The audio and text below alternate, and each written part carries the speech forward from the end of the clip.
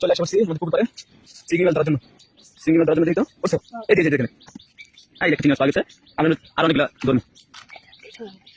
আবার দেখা যাচ্ছে কিভাবে ধরা হয়। এই যে ধরতে আছে, আস্তে করে জালি দিল। আচ্ছা আছে, এদিকে আছে, এদিকে আছে, ঠিক আছে।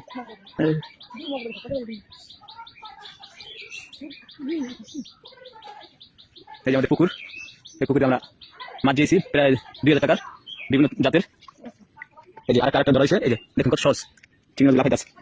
এগুলো আমরা ভর্তা করবো, একটু পরে দেখতে পারবেন। আমরা আগে অনেকগুলো জমাইনি।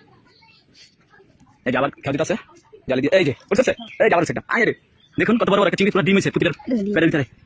আপনি একটা কাছে এনে দেখাই কত তরতাজা মাছগুলি।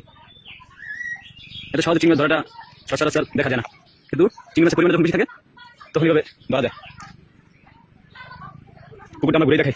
এই যে এখানে পুকুরটা বৃষ্টি পানিতে অনেক একদম কানে কানে পরিপূর্ণ হয়ে যাওয়ার কারণে এমনি নির্দিষ্ট মাছগুলো না দিতে পারে। আর সবচেয়ে একটা ভালো জিনিস কথা মনে করে দেখাই, আমাদের এলাকার সবচেয়ে সুন্দর ফল, অবহেলিত ফল কিন্তু সুস্বাদু আর কি। এটাকে আমরা অবহেলিত করি এই কারণে, না দেখলে বুঝবেন না, দেখাইতেছি। এই দেখুন গাছে কত কত কত পরিমাণ পাইকা আছে। এটা হচ্ছে গাছ, ক্যামেরা অতটা বোঝা দেখে যায় না, পাইকা আছে একটা কত বড় বড়, কিন্তু আমাদের এলাকায় এটা অবহেলিত।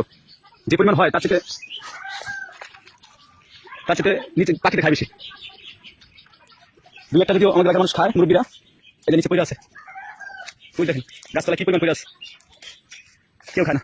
একটা সাইজ